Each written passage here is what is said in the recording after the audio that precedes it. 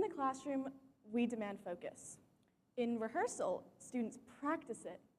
We talk a lot about how to raise achievement in schools, about how to build patience, discipline, confidence, and concentration. But what if music already does all of that?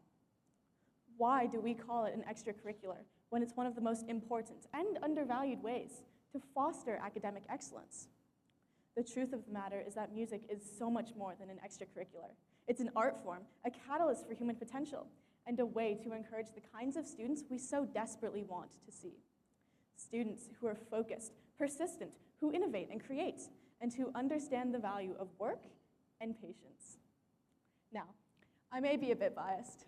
Music is my passion. It's the thing that makes me feel most like myself. I play 3 instruments, violin, viola, and flutes, and I've been incredibly lucky to grow up inside a world full of rehearsals, events, ensembles, and concerts that have not only shaped my musicianship, but the way I move through life. And what I've found, as both the student and the teacher, is that music isn't about a single defining moment. It's about showing up day after day. It's about becoming very good friends with failure, and with discipline, and with patience. And those lessons, the ones that make music education so powerful, can they do more than just create better musicians? Can they be a way for us to foster stronger, more resilient students who are ready to succeed, not only in school, but far beyond? Now, you may be listening to me now and thinking, this is great, but it doesn't apply to my life at all. But I believe that this message is relevant to each and every one of us. As funding for music programs across the country are decreasing, we are seeing an increase in the expectations placed on students to achieve. Most people in the audience want to lessen this burden, perhaps from the student, teacher, parent, or administrator perspective. Tonight, I'll explore how one of the most overlooked aspects of our school programs could be the key to unlocking the kind of success that's become expected of students. In the words of Anita Collins, a music educator from Australia, music education is not for the talented.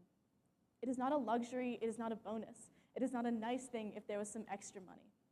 It is essential. Now, I may not have decades of teaching experience behind me, but I've spent years wrestling with scales, shifting, and intonation. And in that struggle, I've seen music's power to transform. Before music, I avoided anything I wasn't instantly good at. I feared failure so much that I quit before I even began. Talent, I believed, was something you had or you didn't. And I believed that I didn't. But something shifted when I started picking up my instrument every day. I stopped wishing I was better, and I started working towards it. Slowly, I learned how to sit with discomfort, to try again, to be patient. Music wasn't just teaching me how to play. It was teaching me how to learn. Your instrument will never reward laziness, but it does honor humility and grit, being able to say, I'm not good, and working towards improving. And before I knew it, music was shaping my focus, my discipline, and my patience in ways nothing else ever had before. And I'm not the only one who noticed this. A 2014 study published in Frontiers in Psychology examined elementary school students who took structured music classes for 2 years. These researchers found that those students scored significantly higher in attention, working memory, and executive functionings compared to their peers who didn't take music. These are the very skills that help students focus in class, follow multi-step directions, and persist through challenging tasks. And what's even more interesting is that these researchers concluded that the benefits weren't limited to musically talented children. These benefits showed up across the board regardless of prior ability. And what may be even more powerful is that music doesn't just build abstract skills. It has been proven to assist students in almost every other subject. A large-scale study published in the Journal of Educational Psychology followed over 100,000 high school students and found that those who took music classes scored significantly higher in math, science, and English compared to their peers who didn't take music. And when you think about it, it makes sense. When you're playing an instrument, you're strengthening your working memory by remembering notes, rhythms, and phrases all at the same time. You're strengthening your cognitive flexibility by being able to adjust instantly if you play a wrong note or if the tempo changes.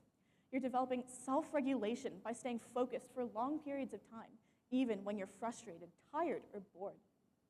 The researchers' conclusion was simple. Music builds the very skills that schools try so hard to foster: memory, focus, flexible thinking, and self-discipline. And to me, that changes the entire conversation.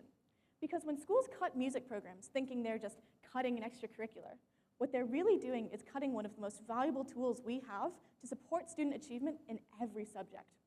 What if, instead of spending thousands on test prep courses and academic interventions, we invested not only our money, but our time, our respect, and our attention into music? What if we saw music not as something extra, but as something essential? Because the research is clear. Music builds better learners, better thinkers, and more confident, resilient students.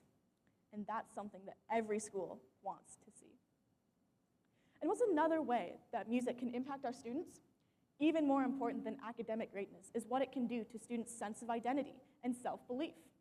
Music fosters creativity, confidence, and belonging, 3 skills that every successful classroom and every thriving student needs. I've seen it again and again with my own private students. After a few lessons with her, one of my students wrote me a note that said, "When I first started the flute, I felt like I didn't fit in. But then I met you and I started to feel better." And when I read that, it reminded me that music isn't just about notes and rhythms. It's about giving students a place where they feel safe to create, to make mistakes, and to be themselves. When students feel like they belong, that's when their confidence grows. That's when they start raising their hands, sharing their ideas, and believing that their voice matters in music and beyond.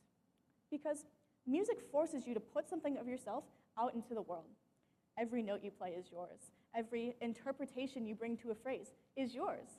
There's no hiding behind someone else's answer key or formula. You have to create. And in doing so, you learn to trust your own ideas. But here's what I think is most important. This creativity and confidence isn't just for students who will go on to become professional musicians. It's for every student, because whether they end up playing in an orchestra or not, they carry those skills with them. They carry them into their classrooms, where they're no longer afraid to raise their hands with an idea. They carry them into their relationships, where they feel brave enough to be themselves. And they carry them into every challenge that they face, knowing that mistakes aren't something to fear. They're part of the process. That's why music matters, because it builds creative, confident students who aren't just ready to memorize facts for a test, but who are ready to think deeply, take risks, and bring their unique ideas into the world. And isn't that what education is truly about? So, why does this matter? Why am I standing here talking about music education to a room full of people with different dreams, different jobs, and different goals? Because music has shown, both in personal experience and in research, to teach us discipline, patience, focus, creativity, confidence, resilience, qualities that every single one of us need regardless of what we choose to do with our lives. Music doesn't ask for much, only that you show up with an open mind and a willing heart. And when you do, it gives you something priceless in return. It gives you the chance to create something beautiful out of nothing. It gives you the courage to fail and try again. And it gives you the confidence to raise your voice, not just in music, but in your life. So it's time to start seeing music education for what it truly is, not just an elective or an extra, not as a resume booster or a fun hobby, but a gift, a necessity, a human right. Because when we invest in music education, we're not just investing in better musicians. We are investing in better schools, better communities, and better people. So whether you pick up an instrument for the first time tomorrow, or choose to advocate for music education in your school, or simply to support the young musicians in your life, remember this. Music is for everybody, and it deserves to be valued, celebrated, and defended with the same intention we give to every subject that shapes who we become. Thank you.